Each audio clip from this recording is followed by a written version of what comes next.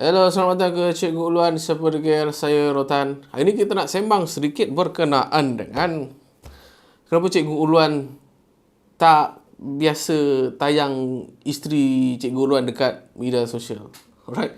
So, bila saya bagi tahu tajuk ini kan, kenapa nak kena tayang isteri pula kan? Aku tak biasa tayang isteri. Kenapa? Kau nak sibuk-sibuk tayang isteri buat apa? Okey, pertama sekali, saya kena bagi korang konteks terlebih dahulu lah. So, memandangkan ni, saya ni adalah seorang YouTuber ataupun influencer lah. Macam mana cakap, dia is a common thing jugalah, di mana kalau influencer tu sama ada dia couple, boyfriend, girlfriend, ataupun dia dah kahwin, dah ada anak, korang akan perasan lah yang mereka-mereka ni dia memang hampir hari-hari lah saya tengok, hampir hari-hari ataupun 2-3 hari sekali mesti ada gambar dia tengah sweet-sweet kan, tengah muah-muah dengan isteri dia kan. Oh muah, I love you yang apa, I beli kek untuk you, I beli Starbucks untuk you, muah-muah-muah kan, apa semua kan. So benda ni mungkin bukanlah penting sangat lah kepada you guys. Kalau korang tahu benda ni pun bukannya korang boleh mengubah dunia ke apa. Tapi kepada you guys yang sentiasa bertanya kan, kenapa saya mengambil jalan untuk tidak kata apa, satu haluan dengan mereka ni lah, dengan tindakan mereka ni.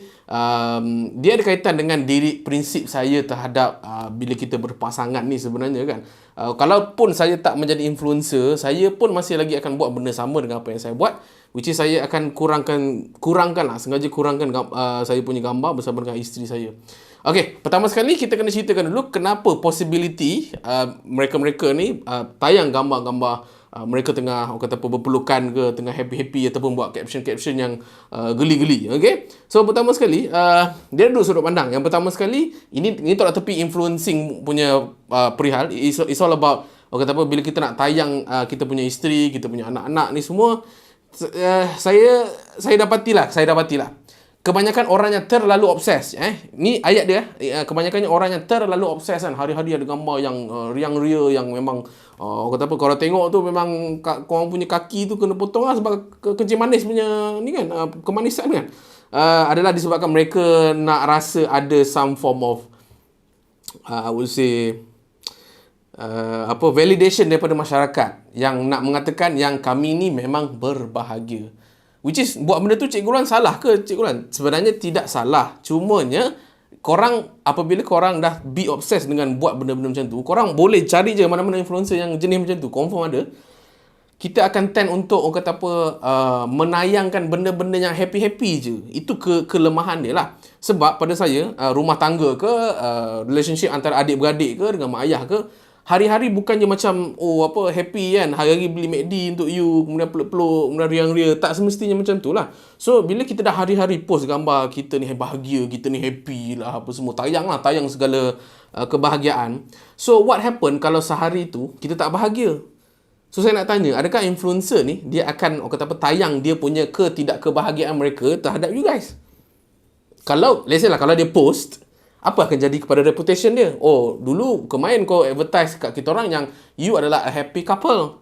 Tapi tiba-tiba something goes bad. So menyebabkan orang kata apa, reputation dia akan goes down lah. Yang second punya viewpoint, ini dah dari segi business sikit lah. Just imagine influencer A adalah kata apa, memang dia buat business. Influencer B pun dia buat business, dan mereka ni berkahwin. Together, forever, ever. Memang. Okay. So, bila mereka kahwin, mereka ni ada satu legacy ataupun business yang mereka nak run. So, obviously, orang kata apa, dengan follower business A, campur pula dengan follower business B, mereka bergabung. So, lagilah banyak follower nak tengok kan, sebab dia dah gabung on one account. Sebab mereka ini sudah disatukan kan. Penyanyi yang aku minat, dia kahwin dengan seorang businessman ni, businesswoman ni kan. So sebab itulah mereka sentiasa tayang untuk orang kata apa, menaikkan branding diorang, untuk mereka jual servis mereka jual produk mereka lah.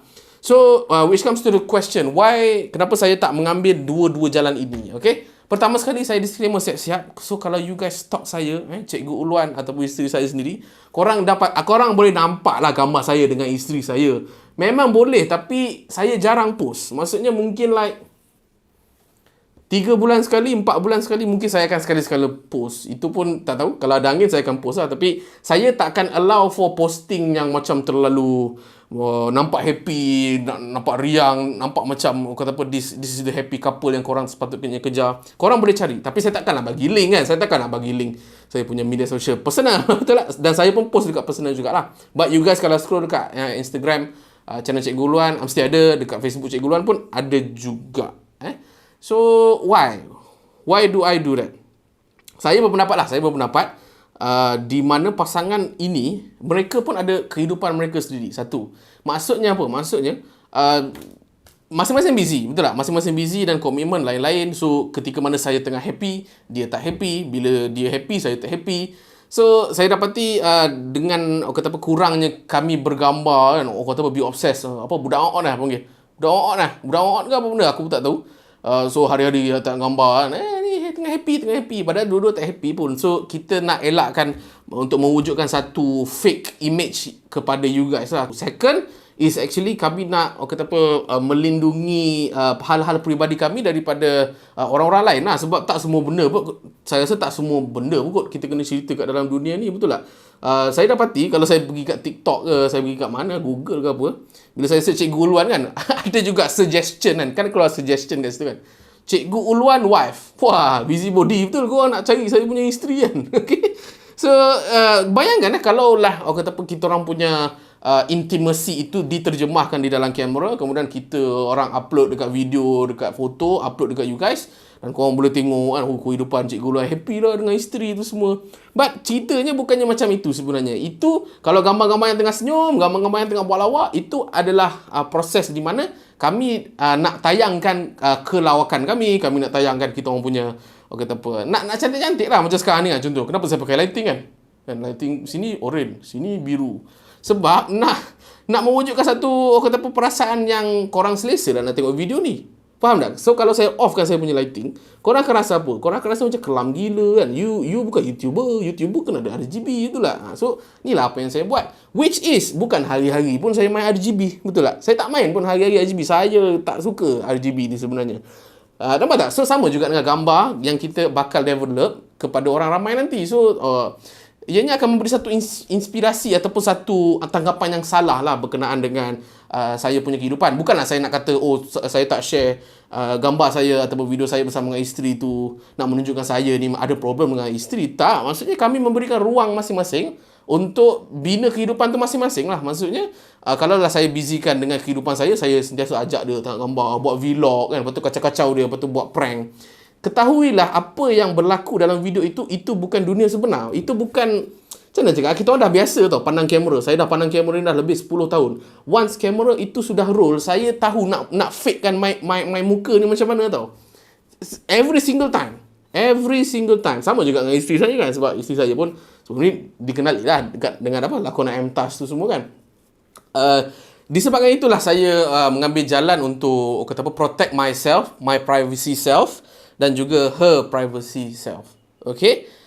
So untuk sebelum saya endkan this particular video, itulah yang terjadi kepada influencer-influencer, pasangan-pasangan influencer ni yang bukan 2 tahun lepas dia hari-hari ke duk post dia bercumbuan dengan laki dia, happy go lucky dengan laki dia, tapi end up cerai. Mustahil. Ada satu influencer ni, bukan Malaysia, yang ini YouTuber influencer, saya tak ingat apa, tapi dia ni sebenarnya ada masalah mental lah sebenarnya. Tapi orang nampak dalam Instagram dia post dia pergi dia beli rumah untuk isteri dia lah. Isteri dia pun sama juga buat postingan sama best husband lah apa. Tapi end up suami dia dikatakan membunuh isteri dia sebab atas perkara jealousy, sebab lelaki tu perempuan tu nak ceraikan lelaki tu sebab atas dasar lelaki ni dia ada masalah jealousy yang sangat-sangat teruk. Saya tak ingat nama dia. So kalau saya akan edit, saya akan letakkan nama dia siapa. Tapi saya memang follow dia rapat-rapat lah. Saya suka dengan lakonan dia sebab dia banyak buat Skyrim parody, di mana dia buat lakonan NPC yang memang very accurate lah cara jalan ni semua. So bila saya dapat tahu case ini, first memang saya sedih lah sebab sampai mati isterinya. Yang kedua, saya macam tak boleh nak adjust kepala otak saya sebab saya assume Mamat ni is very good. Memang betul pun. Saya tak adalah follow Instagram dia, tapi saya tahulah kehidupan dia tu macam mana tu semua. Nampak bahagia dengan seorang isteri, end up dia sendiri dikatakan membunuh isteri. Saya rasa memang dia bunuh isteri dia sebab memang bukti dah banyak gila. It's just that dia masih lagi kata dia tak bersalah dekat mahkamah. So what do you guys think? Adakah cara saya dengan tidak tayangkan saya sangat isteri saya dekat dalam video, dalam gambar ini okey ataupun tak okey, dan korang handle you punya marital ataupun dunia suami isteri ni macam mana di dalam kacamata media sosial? Korang boleh Roger dalam korang boleh Roger dalam ruang komen di bawah. Itu saja daripada saya. Saya Cikgu Luan, saya berkir. Saya Rozan.